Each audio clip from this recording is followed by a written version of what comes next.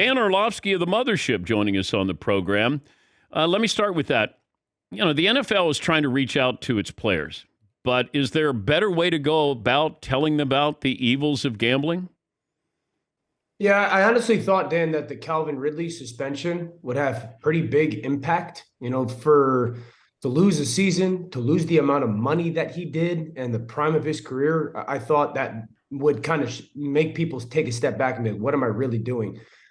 I think it's really hard for the NFL to get everybody to have no interaction with gambling when the NFL as an organization or a product has a tremendous impact or a tremendous interaction with gambling. So how do they get it better? I think it's almost impossible, candidly, with the access that we have to gambling, how easy it is.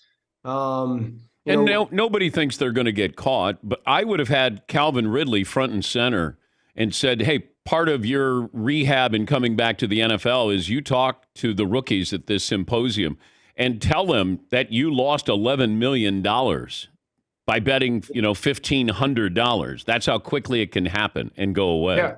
Yeah. And I think that would be the one moment, because the NFL, we would have people come speak to us, not even when we were rookies, annually, about all of that stuff, about injuries, and what happens if you get injured, and how you can get player compensation, or in so many different avenues. We would have people come talk to us and remind us about the money that we can make, or the money that we're potentially owed, or what should we do with the 401k, and and I don't know if they did that stuff with the gambling. I've been out of it for a couple of years now, so I don't know. But having Calvin sit there and be like, guys, $11 million, that's more than 99% of you guys are going to make in your career.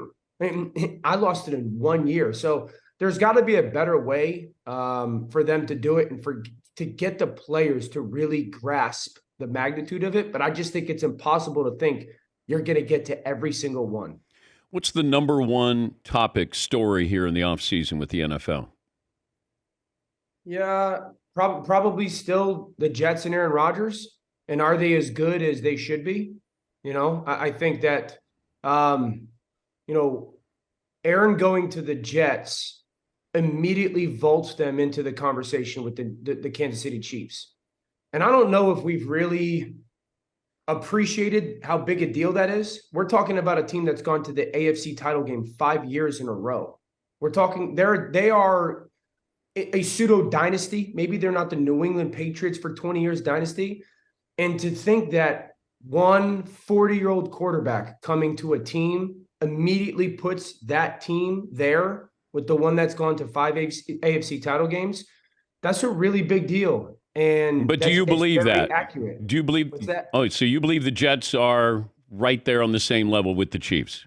I think they are. I think the Buffalo Bills are. Obviously, the off the field stuff that Buffalo is handling, that's got to get handled. The Bengals are. We got to see their young secondary. And I'd say the second thing is Jordan Love. I think they're attached. How good is Jordan Love? How good is Jordan Love going to be? Because the funny thing, Dan, is we only talk about in the NFC. We talk about Philly and San Francisco right now. We'll sprinkle in Detroit. We'll sprinkle in Seattle. What happens if Jordan Love's really good? Well, they've gone to the NFC title game 2 out of the last 4 years in Green Bay. That's still a really talented football team. But if Jordan Love's really good, they're right there. But you would put Dallas in there as well, wouldn't you? Yeah, no, absolutely. Dallas is a good football team. I think like the most important person, Dallas's season in my eyes comes down to two people. Obviously the quarterback. I don't need to tell anybody that. Mozzie Smith, their first round draft pick. If Dallas can't get better at stopping the run on early downs, it doesn't matter how good Micah Parsons is at rushing the passer. It doesn't matter how good DeMarcus Lawrence is at rushing the passer, because they won't get into those situations consistently enough for it to matter. You got to stop Philly and San Francisco. Both of them excel at running the football. We're talking to Dan Orlovsky, ESPN football analyst. I was wondering about Tom Brady's role with the Raiders. Why would you buy in or become a minority owner or be part of the process, but not really be part of the process. He said that he's not going to be involved or that involved. He's so competitive. How does Brady be involved, but not, hands-on day to day? Yeah. I think it's going to be really difficult for him to transition to, just being a person sitting on the back burner, knowing what he's accomplished in his career. There's probably no better world to be in than professional sports ownership right now, across any league. It's just blowing up. So that's probably the genesis of why he got into it. Why would you not also want Tom involved? Tom has seen and experienced and accomplished everything in that world. So why would you not? I think it'll be very difficult for him to just sit back and watch a franchise make this decision and him go, I wouldn't have done that. And or do these things or invest into this and be like, no, we're doing it the wrong way. So now he's got attachments to the head coach. He's got attachments to the general manager. So maybe he will be a little bit more involved in publicly declaring. But I would want Tom involved. But could you imagine he walks by a film session or he walks out on the field and he becomes the best quarterback in camp just by walking past Jimmy Garoppolo? It's like, yeah. And just the frustration of being like, how can you not hit that pass? Or how could you not see that? Or absolutely. Or watching Devontae run wide open and him, check the ball down to a tailback. The Dalvin Cook, DeAndre Hopkins, is that going to be a package deal? It depends on where. I don't see it because I think both of those guys have better places for them to go than where they could go together. Like, I do think, I've said this, if I was Dallas, why would you not call Dalvin Cook? Well, you're going into a season where your leading tailback just broke his leg. Right now, we're 6 months ago, he broke his leg. And we can sit here and forecast that 3 or 4 months from, he still broke his leg last year, okay, in a pretty bad way. You're a team that's won 12 games the last 2 years. Why would you not have a better kind of plan B? So I think Dalvin to Miami makes a lot of sense, but then, Hop doesn't make a lot of sense in Miami. He doesn't necessarily fit what they want to do either schematically when it comes to kind of like the version of receiver that they have. If I was Hop, New England makes a ton of sense. Baltimore makes a ton of sense, but those don't make a ton of sense for Dalvin Cook. So I don't see the ideal situation where both of those guys go together. I also don't see how that makes financial sense for either of them. I was also wondering about it. If they did go to the same team, what's the best running back wide receiver combination in the NFL right now?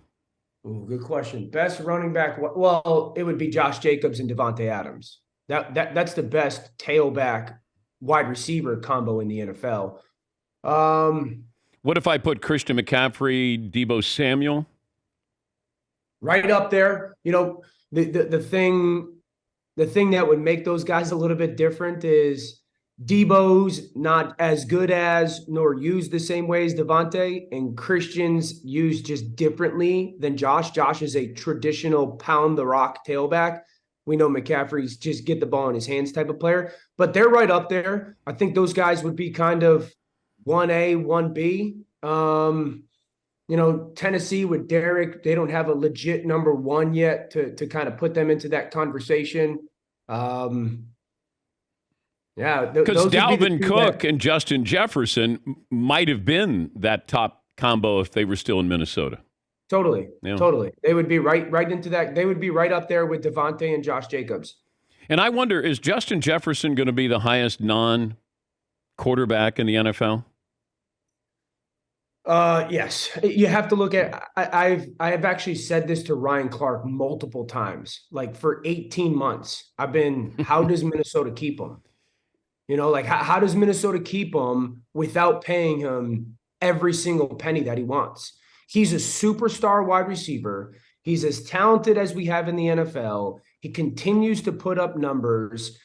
He could very easily be in a different, Minnesota is an awesome place, but there's other cities that are desirable for players to live in. And if you're Justin and you continue to put up these numbers, you're going to have outrageous leverage of maybe I don't want to live in Minnesota anymore. I don't want to play in this with this quarterback anymore. So I think he will be the highest paid non-quarterback, absolutely, especially in a pass league.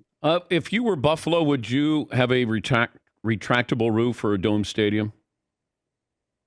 I think so. I think Buffalo, because of who my quarterback is, I think that they are losing an advantage by not allowing weather to play its part, but also allowing weather to play too much of a part. You know what I'm saying? Yeah. Like because Josh's arm, go back to the New England game of 2 years ago. He has a distinct advantage that you want weather to play a little bit of a factor because it doesn't impact him that much. But you also don't want him or your team to be so hindered by having to play in, 2 feet of snow type of thing, because then that becomes you're not playing to your strength. So Josh is better. Every quarterback is better playing inside.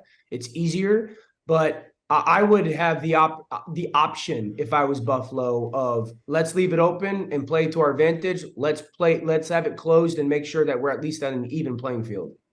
Good to talk to you as always, Dan. Thanks for joining us.